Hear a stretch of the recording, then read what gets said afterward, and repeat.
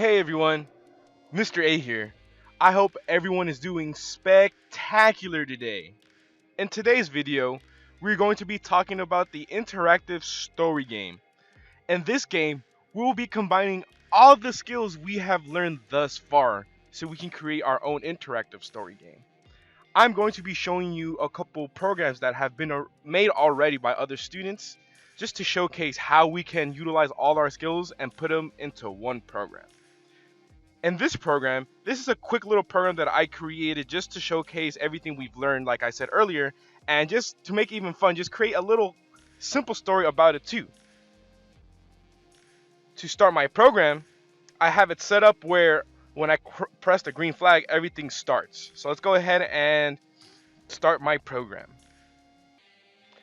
What's your name? I'm going to go ahead and put Mr. A. Remember, this is the S block that we learned earlier. Mr. A. Hello, Mr. A. I'm hungry. Take me to food. Okay, just asking me and not asking me about how my day. Kind of rude, but hey, if the sprite is hungry, we'll get him some food. So, okay, we'll get you some food. Ah, yes, I am very nice. Thank you. So now that I have responded to all the questions it asked, and now I'm going to go ahead and take my sprite and give him some food. And let's go take my sprite to the fortune cookie. Ah, yum. Oh, no. Now we're here.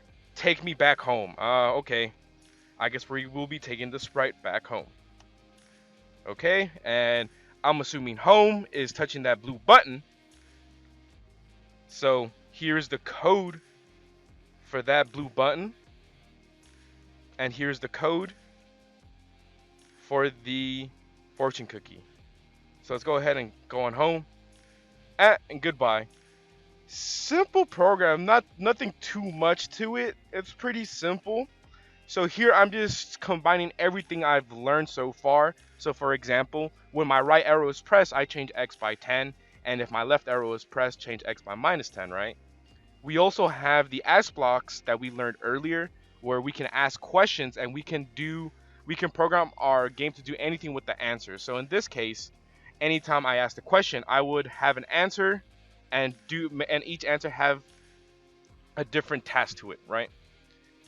So that's one game that you can do with the interactive story game.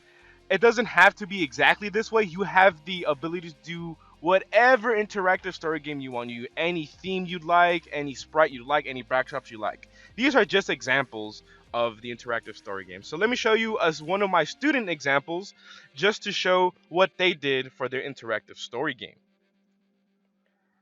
So here they have their interactive story game. So the way they start their game is I will be pressing space. So you see here how they also have their say blocks, they're switching backdrops, setting to and go to, and all that good stuff. So when I go ahead and press space, and it even has a cool song, which is pretty awesome. I should go get an ice cream. Oh no, what is this? What is going on? What is your favorite ice cream? Well, if I'm going to be very honest, my favorite ice cream is chocolate. Wow, okay. I guess I didn't know I can choose chocolate. Oh no, now he's coming closer to our sprite. Uh-oh. I guess I can't have this, I guess. The end. That's a pretty cool little short project that one of my students made. So yeah, let's check this code out even more. So when I start my game, I initially start my backdrop in blue sky. So if we go to our stage and we go to backdrops and check out the blue sky, it's our intro screen. Welcome to an Avid story. So now when we go back to our sprite and our code, we switch backdrops, we wait 2 seconds, and then we switch backdrops once again. Then we set our positions, and our sprite will continue to talk. And then we have these broadcast blocks that we spoke about earlier in the earlier videos to relay messages to other sprites. So let's go ahead and see that. Yeah. So this is a fairly short program that involves most of the skills that we have learned, right? And remember how the game had music on? Notice how on none of the sprites it doesn't have any of those music coding blocks. The cool thing is, since you just want the music to be playing in the background on the stage, you can just add it to the stage. See here?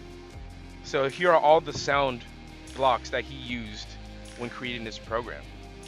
So this is a very short video since I am showcasing you how we can put everything together that we learned and create a cool little program.